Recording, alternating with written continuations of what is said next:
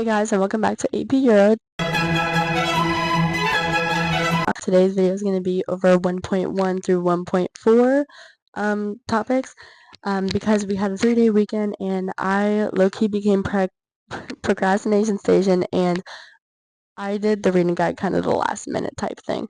So honestly, I have no idea what I'm writing SAQs about. So here we go, and I'm pretty sure we have a graded one coming up soon, and it may or may not be over these topics.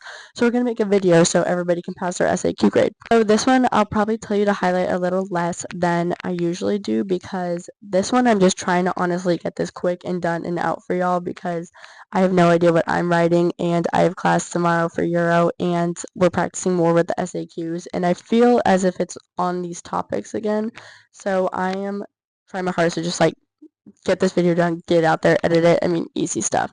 So let's go ahead and get started. So we're going to start, of course, with topics 1.1, which is basically Europe's flop era.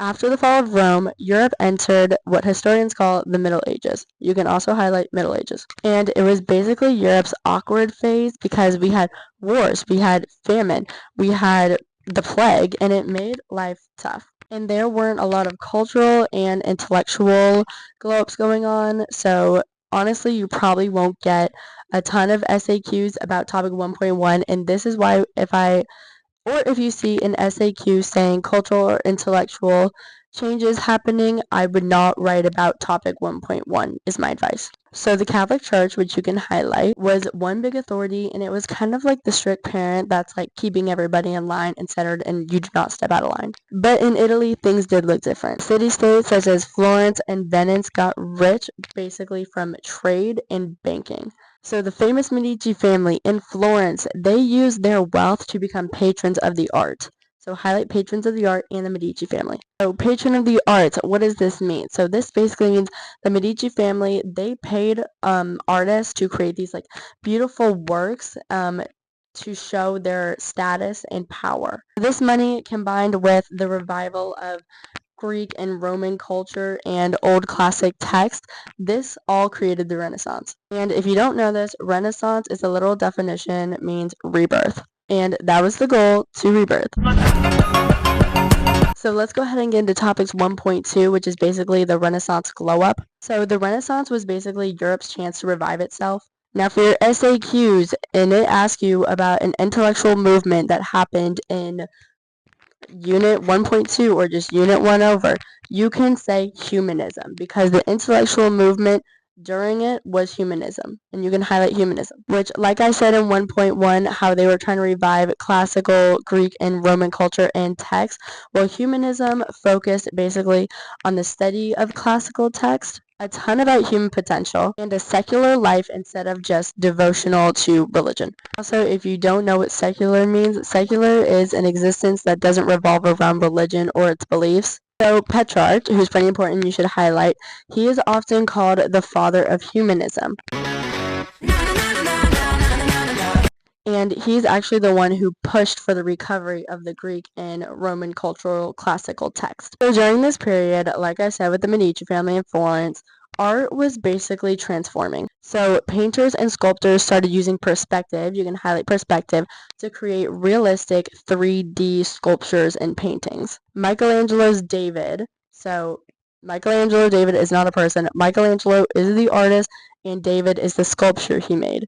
Plus a really fun random fact that I literally just found out, if you grew up watching the Teenage Mutant Ninja Turtles, all of the important artists are the names of the Teenage Mutant Ninja Turtles. Like all of the turtles were named after famous Renaissance artists.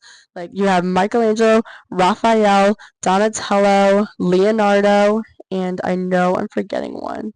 So Michelangelo's David, the Sistine Chapel, and Leonardo da Vinci's Mona Lisa, you can also highlight that. It's not that important, but the David is important to highlight too.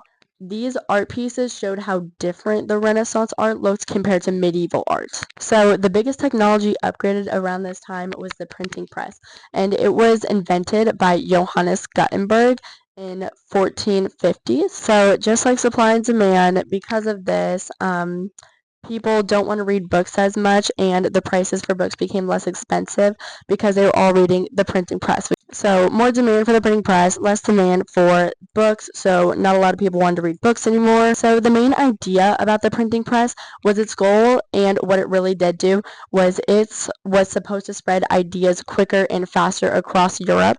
And what the printing press actually did do, so if you get an SAQ that asks for the printing press and its significance, it increased literacy rate, so that means a lot more people wanted to read now and they could read, and it caused reform.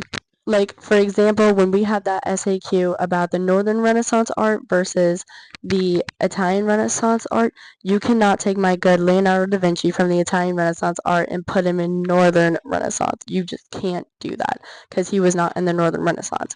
And we're going to talk about this because in Italy, art emphasized beauty, balance, and basically it really centered around religious themes. And it was backed up by wealthy patrons, just like the Medici family. So in the North, artists leaned more towards kind of what you see in modern art. It leans more into more realism, everyday life, and reformed ideas. So when I say you can't grab Leonardo da Vinci and put him in the Northern Renaissance, there is this artist called Erasmus. He is in the Northern Renaissance. Do not say he was part of the Italian Renaissance. And what did Erasmus do? Well, Erasmus mocked the corruption of the church in his book called The Praise of Folly. And our good Thomas More, which further down the line when we talk about King Henry, Thomas More becomes the Pope, and he's like, no, King Henry, you can't get a divorce from Catherine of Aragon because you want to marry Anne Boleyn. That's just so unchurch-like of you. So Thomas More wrote a book called Utopia, and this book criticized the injustice and the greed. Don't need nobody, don't need nobody. So now as we move on to topic 1.3, which is basically the age of discovery drama. This is basically more where we shifted to our kings and queens. So while art and ideas were transforming Europe, monarchs were chasing power overseas. And of course you learned this in like your 7th grade class, but they were chasing after the 3 G's, which is God, gold, and glory. Of course, highlight that. So what made this possible to go get those 3 G's? Well, we had some new technologies which made that possible. You might know some of these, probably not this one, but the Carvel ships made it a big deal. The magnetic compass made it a big deal, and the astrolabe and the Portolani maps made traveling for sailors super safeful and more not like a suicide mission. Because basically if you were sent on a voyage back then, they were like, oh, well, we know that they're not coming back alive, or we want them out of our country for at least 6 months. So who was the first to go ahead and take on this race to go find land and God, gold, and glory? Well, Portugal took the lead.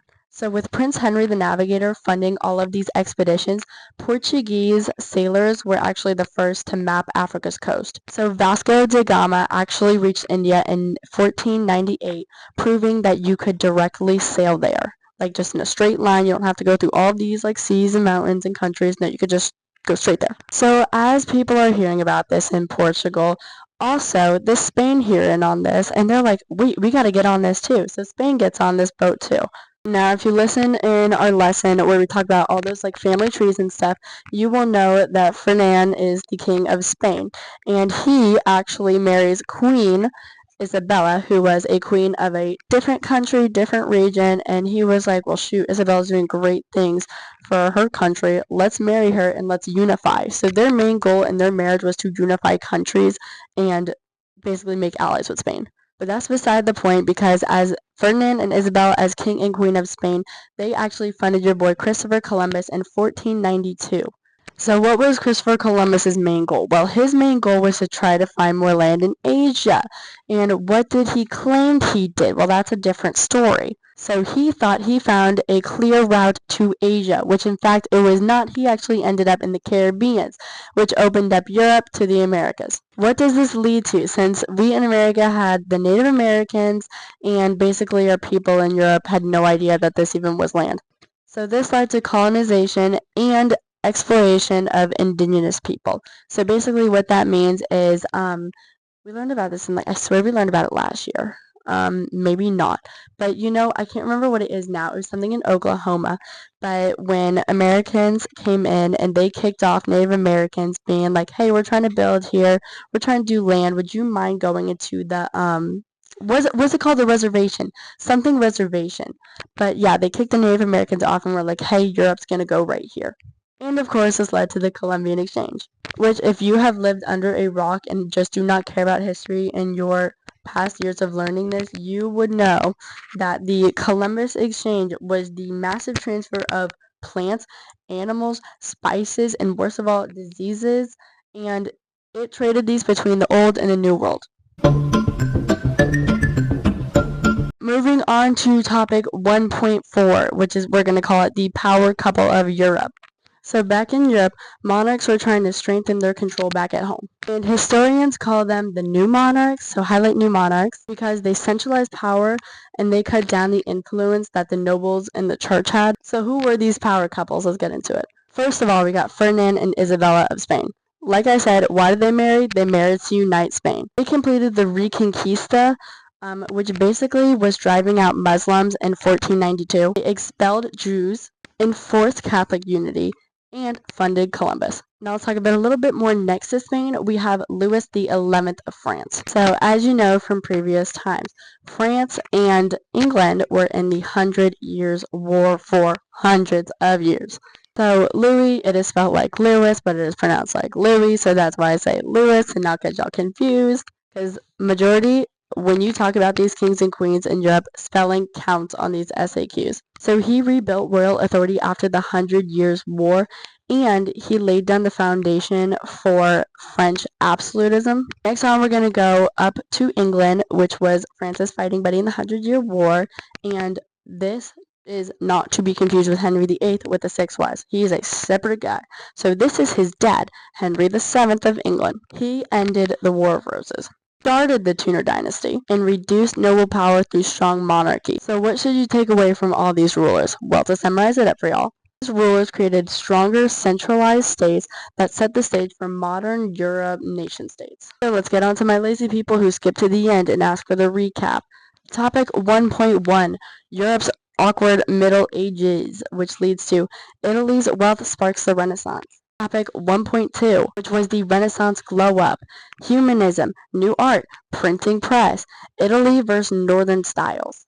Topics 1.3, we have Age of Discovery, we have the 3Gs, we have technology, and this means Portugal and Spain expanded overseas in the Columbus Exchange. Topics 1.4, the new monarchies, Ferdinand and Isabella, King Henry VII, Louis XI. They centralized power, they weakened nobles, and they built nation states. So that is all from topics 1.1 to 1.4. If you enjoyed this video, like it, subscribe, and thanks for watching. Bye.